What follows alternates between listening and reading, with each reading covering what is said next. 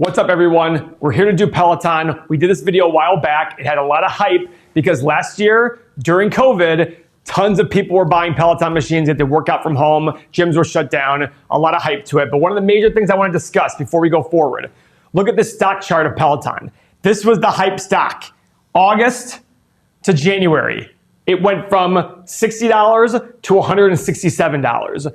If I had told you right here, forget about all this. If I told you right here, this stock was going to fall in half in a few months, what would you have said to me? Paul, you're crazy. Guess what?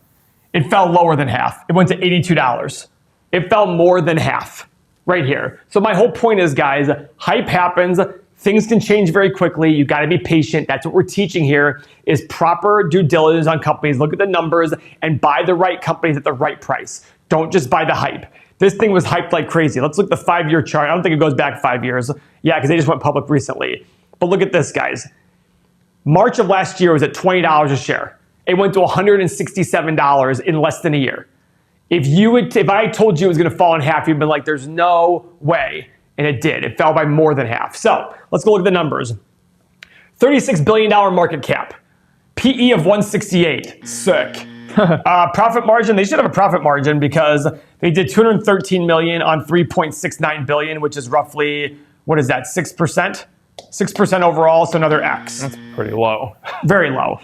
Your gross margin is very good. They're also, we have two Pelotons in the office. We pay a monthly fee of $40 to have those Pelotons, to have the software with it. So they are really focusing on the subscription model, which I love, and I think a lot of companies are doing that. A lot of great companies have done that over the years. So those are very high margin items, as opposed to their equipment probably isn't as high margin. But as they get people into their community, which we love, by the way, don't we, Mo? Yeah, and they've come out with, now you don't even have to have a Peloton to be able to subscribe. You can get something for $13 a month and choose whatever piece of equipment you want for yourself and do their classes. So wait a second, it's cheaper? It's not the same quality or number of classes, though. Oh. You get less, but you still can get it. You can still access Peloton bike trainers if you want to, but you're riding your own bike. Okay, not bad. But either way, it's like the subscription model works, like what we're doing with the software, which we'll get to in a little bit. So here's one thing I want to mention. The price to sales ratio. Guys, a lot of people use this as a way to see companies, compare companies with the industries. This is expensive in and of itself. So whenever you have a company that's growing a lot like Peloton, they spend a lot of money on marketing, their PE is going to be very high. So one way to see if they're reasonable or not is look at their price to sales ratio. This is higher than even Microsoft. Microsoft has huge margins. Their bottom line margin is like 35%. Google's got huge margins. This immediately tells me this is probably an expensive stock, but we want to put it in our stock analyzer tool, assume some growth rates, and see what it could look like in the future. All right, so on both X's so far. Income statement. Look at this revenue growth, guys. Huge. 681 to 3.7 billion. Wow. Check mark. Now, one thing before you go forward. Is this sustainable? Yeah. They doubled in the last year, more than doubled. Is that a sustainable revenue growth number? Is a lot of it because of the fact that everyone was shut down, so everybody stormed to the store and said, I'm willing to buy, let's go do this? And frankly, do people realize that they don't want to go to a gym anymore and they're putting the gym in their house? Yeah, so who knows? All these things could happen. I do think people are going to want to go to the gym. I still go to my gym. Granted, our gym's in our office, but we have people here and we still go. I have a gym in my house. I bought a new house recently. I have a gym in my house. I've not used it one time. Somebody told me I should build a gym in your house, and I was like, it's not going to happen. I'm not going to use it.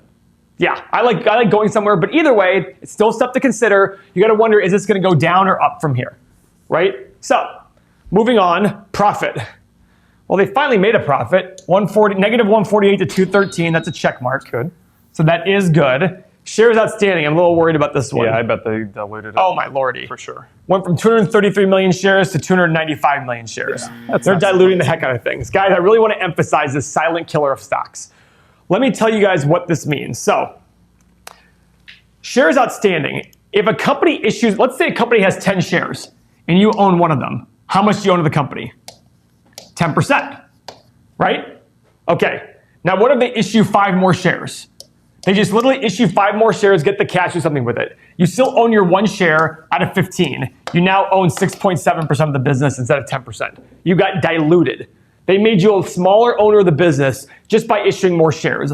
People never pay attention to this, but it's really important. Now, is there an argument to be made for issuing shares when a company is very expensive? Absolutely. Would you rather issue shares that are expensive than bring on debt that affects everybody that you're going to pay interest on? Go use the share. Go use your crappy valued shares to go buy things with. I get that, but still, you as an owner, let's say the company had $10 in profit on 10 shares. That's $1 per share. Let's say it goes to $20 in profit, but now they have 15 shares. That's $1.33 a share.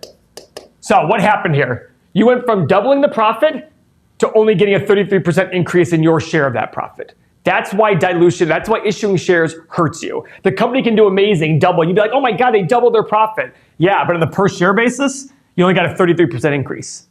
That's where dilution hurts you, and that's what people never ever realize, and that's why you're watching this channel, to realize this is what's important about shares outstanding and watching for this number. People literally will argue with you about this, Paul. Not argue with you, but in the chat. Yeah, correct, Mo. In general, people will say, oh my gosh, you're completely wrong. You know, because they'll get excited about some of the hype stocks and the fact they're issuing shares. Come invest in my company. I will dilute the heck out of you, and you'll go from a 10% owner to a 0.1% owner in no time. But my company's going to grow like crazy. That's the thing. There's no being completely wrong. It's just it literally is what it is. It's literally math. You cannot argue that. Not even I can argue, and I'm terrible at math.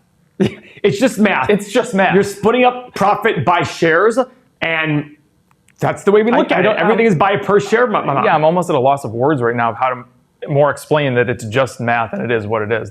You can't just, you're not wrong. There is no wrong. They say the market cap goes up immediately. I'm like, yeah, but then all of a sudden, as time goes on, shares up. I mean, look what happened yesterday.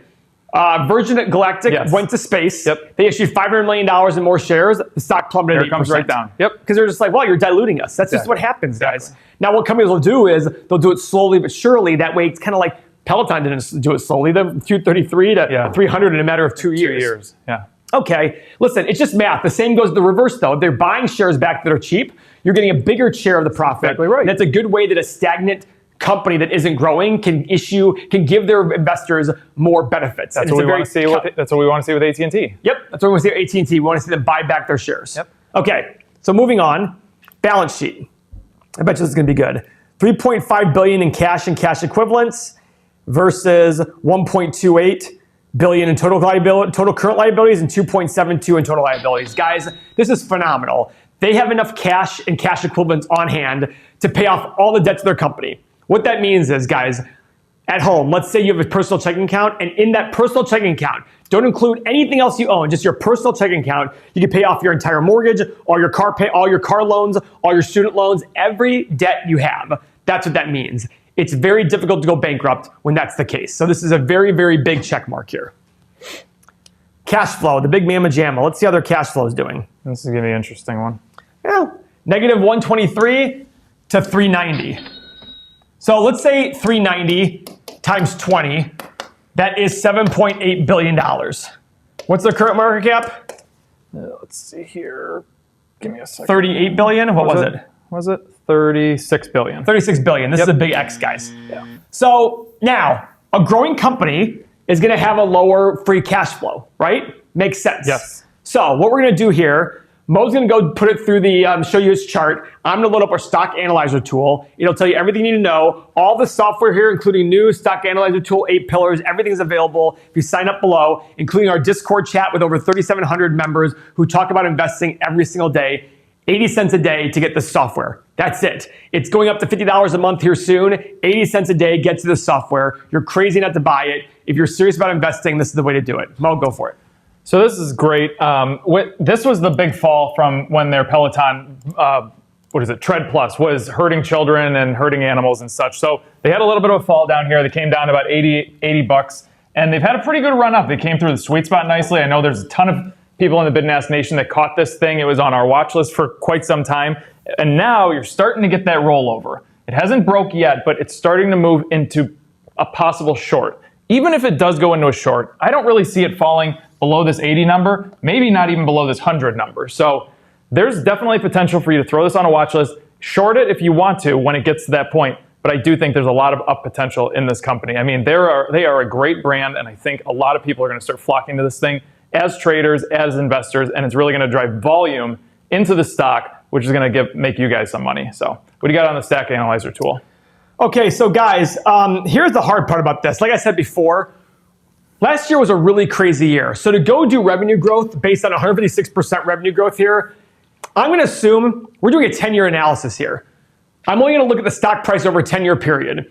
I'm going to assume very low numbers, but the reason being is this factors in a big drop in revenue as well, because our goal is to be a little conservative. Yeah. I'm assuming like 5%, 7.5%, and 10% revenue growth. I'm assuming still issuing shares, profit margins 6, 9, and 12. Percentage of, remember, these are all assumptions, guys. I'll show you in 2 seconds how you can make the assumptions, make your stock look like it's the best investment ever. But I'm just trying to start here with a starting point. The stock is currently $121. Yeah. So look at this, guys. This basically tells me the stock is very overpriced. I have the lowest price of 7, highest price of 91. Ooh. Now, you might sit there and say, Paul, you're being too conservative. Great. Let's go back to the top and assume revenue growth of 10, 15, and 20% a year. This is how expensive the stock is. Yeah. I only have one. The best possible scenario has a stock at higher than it is today. Yeah. That's how I know this stock is insanely overpriced. And here's why. 20% revenue growth on $3.5 billion for 10 years makes this a $22 billion a year revenue company. Is that possible? Of course it is. But you have to ask yourself, is that probable? Is it probable that the market's big enough where they can get $22 billion a year in revenue in 10 years? Not just one time, not just total, per year in 10 years. That's how I know Peloton stock is overpriced. I just don't get this and how it's gonna work. I just look at it saying, okay, I just think Peloton's way too expensive. I love the product. Yeah. We have 2 of them. I will have it for a very long time. I love it. I just don't see how it works. Is there any scenario where they have growth more than 20%? And the reason why I ask is because sometimes people fall in love with the stock and they assume it, right? They assume it like Tesla. Right. Everybody's thinking more than 20% growth. Let's do it this way. Year. Let's do it this way, Tim. Let's do our math here. To do $22 billion a year in revenue, let's say 5% of that is software. Okay, so that's $16.5 billion divided by 12 months, divided by $40 per month. Are they going to have 35 million people buying their equipment every year? That's a lot of people. I mean, sorry, buying their equipment, owning their equipment and subscribing. Yeah. Maybe. What do they have now? That's the great thing, guys. So, we don't do a lot of due diligence here for a reason. We want to do these numbers unbiasedly and go, okay, is this reasonable? So Mo's going to answer while I go Google. I am almost 100% sure that they have 3 products. It's treadmill, treadmill plus, 4 products. Treadmill plus, treadmill, bike, and bike plus. So bike and treadmill are like the older versions of the bike plus, but whatever. They have opportunities if they can come in and maybe make more products that are more at home, like the mirror, like the Nordic track, this and that. The good news for them is that they have, that's a very low number from the one you just said. Yes. 44 million. No, 4.4 million. No, it gets even worse. Okay, let me continue. But the good news for them is that they could sell products and subscriptions. So they're kind of bringing it from 2 different areas. Now, can they sell enough products, and how long can I keep my Bike Plus? Is it like a Tesla where there's people from 2013 that still have their Teslas because there's zero incentive for them to upgrade to a 2021 Tesla? Because they can update the software like crazy. So that's kind of the balance that they're going to have to make. But Peloton could do it. They're a good company. I like them. So I just Googled how many Peloton users are there. This is March 15th of 2021, so 4 months ago. 4.4 million members on the platform. 1.67 people subscribe to Peloton's Connected Fitness membership. Peloton has more than 625,000 paying digital-only subscribers. So guys, if this is the number 1.67, they need to be at 35 million. That's 20 times more. Yeah. In the next 10 years, they need to grow 20 times more on their paid subscription. So what does that mean? 20 times more over a 10-year period is 35% growth per year in their paid subscribers. Yeah, that's a lot. That means basically... Let's plug it in and see what it looks like. So let's plug it in. Yeah, Even though it might be the craziest scenario, but some of these... then this will work. Wow, this will work very, very well. So the hard part about that, even for Peloton, now that I'm seeing that number, there's companies out there like Les Mills, and they sell you a one-time riding subscription. That's it. One time. You have great instructors, this and that. So maybe people don't want to do the subscription for this. And guess what? I put 35% in for all the revenue growth numbers. Yeah, let's see it. And it's still not a must. Well, It is below both the mid and high. So it makes sense at these numbers. Yeah. But guys, 35% per year growth of their pay. And if you couldn't do it, if you couldn't crush it during COVID, when you were they did crush it during COVID. They did, but I mean, that to me, the question is, can they build that many machines that quick?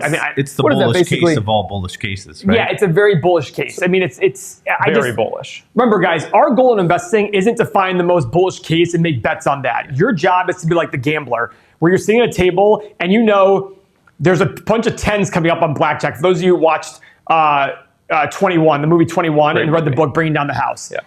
You're a card counter. You want to put as much money as possible on the table when your odds are hugely in your favor. If we knew this was the exact number, I would be buying this stock. Yes. But 35% growth, guys, I don't know. Is there a margin of safety?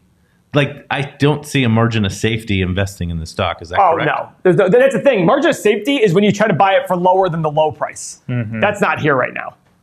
Right? Yeah. Right. So when you're a value investor really trying to be true to value investing, you want to buy it when it's at or below this low price. So Paul, maybe explain that to the first time, the person that just found this is their first video, the first time seeing Paul and Mo, and let them know, like, we're not out there trying to catch the next Microsoft, the next Amazon, the next Google, like a lot of other channels. Right. We're out there trying to build an amazing portfolio over time with 20 to 30 stocks and ETFs. Right. So guys, this is a chart of a stock. This is its intrinsic value. This is the value of the stock as it goes up over time. It tends to go linearly. However, Mr. Market goes crazy. People love a stock, hate it. Love it, hate it. Your goal is to buy in these areas right here, not in here. I think Peloton is in here. Can I be wrong? Absolutely. I was wrong on Microsoft years ago when I said I don't see this kind of revenue growth sustaining for so long, and it did. Okay. Did I say Microsoft? I meant Amazon. Amazon. I said Amazon? Yeah. No, you said Microsoft, but it's Amazon. I meant Amazon. Yes. It just, as a value investor, as an investor in general, you need to be able to buy something when you look at the reasonable numbers, say, okay, it's selling for about there or less. I'm going to make this investment. And so this is another product that you love, that you and Mo both love the product, but not necessarily are going to invest in. Yeah. And listen, guys, there's a lot of other companies. I mean, I saw a commercial the other day for the Bowflex. They just came out with a bike. Bowflex has been around for a very long time. They have a loyal customer base. And this bike, you can actually lean on it and go side to side. Peloton doesn't have that. So there's other companies. Peloton's not a moat by any means. There's tons of other fitness companies, and everybody's coming out with this at-home stuff. Even Amazon has their own bike. I can't remember the name of it, but it's an exact competition of Peloton. Now, would we agree, though, that Peloton is the 100% gold standard? The gold standard for sure. Yeah, I mean, we wouldn't have paid a lot of money for those, and we didn't even look at the other stuff. You know what I mean? Exactly. So, listen, they have a great brand. They have great brand awareness. They have great people who love them. We love using their app, their thing on the screen, everything like that. It's just... You can still overpay for a great company. Yes. Even if the story is great, you can still overpay. And that's what I think is happening here with Peloton. Yeah. So, all right, guys. So thanks very much. Hit the like button, tickle the like button. Seth always says fondle it, whatever you want to do. Sign up for our Patreon so you can get this software for 80 cents a day. Stock analyzer tool, retirement calculator, all the news, the chats, everything. You're crazy not to. 80 cents per day. You spend more on coffee. And mobile app. And mobile app is coming out actually right now. It's coming out today. See you guys.